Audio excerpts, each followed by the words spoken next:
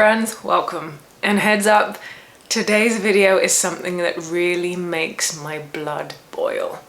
It grates on me so much, so let's do it. It's this idea that unless somebody has a formal diagnosis of narcissistic personality disorder, that we're not allowed to call their behaviors narcissistic. Not even if it matches every textbook trait.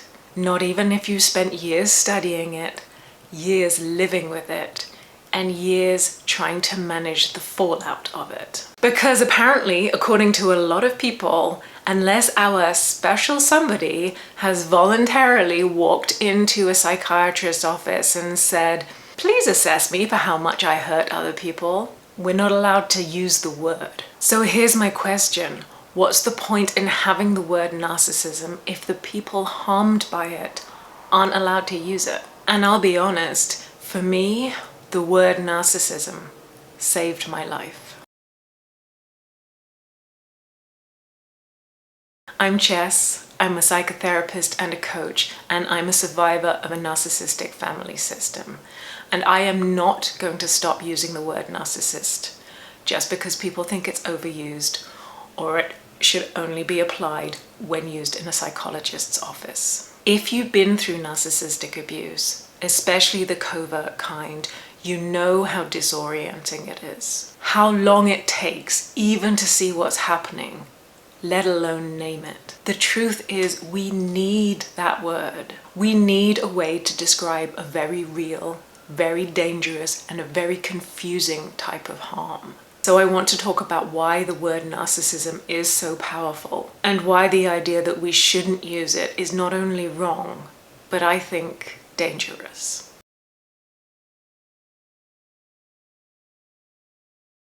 So let's start from the basics. Let's get this straight. The word narcissism or narcissist is not a diagnosis. It is a descriptive term. What is a diagnosis is narcissistic personality disorder, or NPD, which is listed in the DSM. But when most people say the word narcissist, they are not trying to diagnose someone, they are trying to describe a pattern of harm. And sure, it has become colloquial, and no doubt it is used too lightly in some places. However, that should not take away from the validity of those of us who use it to describe close, difficult relationships, and when we are using it purposefully and deliberately after very careful consideration. We're not saying I'm just cranky, I'm mad, and I've just pulled this buzzword off the internet. What we're saying is, I've done my research, I've learned what this looks like, and this is what I am dealing with. We use medical terms as descriptions all the time. Perfectionist, addict, anxious, depressed, avoidant. Nobody panics when we use those words, but when we use the term narcissist, everybody suddenly starts clutching at their pearls in outrage. Come on.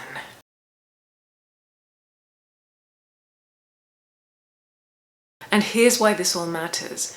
Most diagnoses are used to help people who are being harmed by that particular condition. But narcissism is different, especially the more extreme personality disorder, because it's one of the few patterns where the primary harm is done to other people and not the person that has it. And that's why we need it. We need this shared language, because if we don't have words for the patterns, how can we describe what's happening? Think about it. We don't hesitate to name the substance disorder if someone is drunk at work, driving under the influence, and hiding bottles. We need to have the term for it so we can get help. We can suggest going to AA, we can suggest therapy, or figure out other ways to stay safe in that kind of relationship. We're not attacking, we're being real about what we're dealing with so we can make good choices. And the same should apply to narcissism, not using the word to punish, but to protect. And also, even the DSM, the manual that describes narcissistic personality disorder. Its goal is not just accurate diagnosis. It's also about standardizing communication, supportive treatment planning, and guiding research. So even by their own definition, it's not about gatekeeping a word for professional use only. It's about helping people, all people, find a path forwards. And that doesn't have to be limited to only the person with the disorder, but also by other people who are harmed by it. So I think the real question behind all this outrage is, are we trying to use the word to hurt and control others, or to understand, communicate, and take care of ourselves? I know where I stand on this.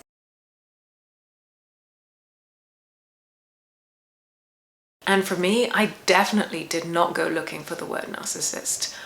I came across it by accident. My therapist said I was codependent. I had no idea what that meant. So she suggested I read a book. And it was like reading a script of my life written by someone I'd never met. It was almost like the author understood me better than I did. It was eerie how accurate it was. But here's the catch. The book said that codependency was common in children of alcoholics or drug users. My parents didn't drink, and substances were completely taboo. That would never have happened in my house. So I was left thinking, well, what am I missing? This doesn't add up. Codependent, yes. Alcoholics, no. Drug users, no. But it was so compelling that I kept going, and towards the end of the book, she mentioned the word narcissism. And, of course, I immediately dismissed it. My parents aren't flashy. There are no red sports cars or public tantrums or designer sunglasses. But the codependency part fits so well, so I kept researching. And narcissism kept on showing up again and again and again. And eventually the traits started to click, not necessarily the grandiose type, but the more covert ones. The guilt trips, the silent treatment, the gaslighting, the poor me stories, the emotional exploitation. I didn't want it to be true. I hated the word. I hated the idea of it. I was terrified to think that my family dynamic could be broken in such a way that I had never even imagined. But once I really understood it, once I saw it, everything changed. It was like the fog lifted. I could finally make sense of what was going on. I could finally stop putting all the blame on myself. And I could finally begin to heal. The depression, the anxiety, the PTSD, the suicidal thoughts. I didn't find the word narcissism because I wanted to throw stones. I found it because I was drowning, and it was the lifeline that I grabbed onto that pulled me out.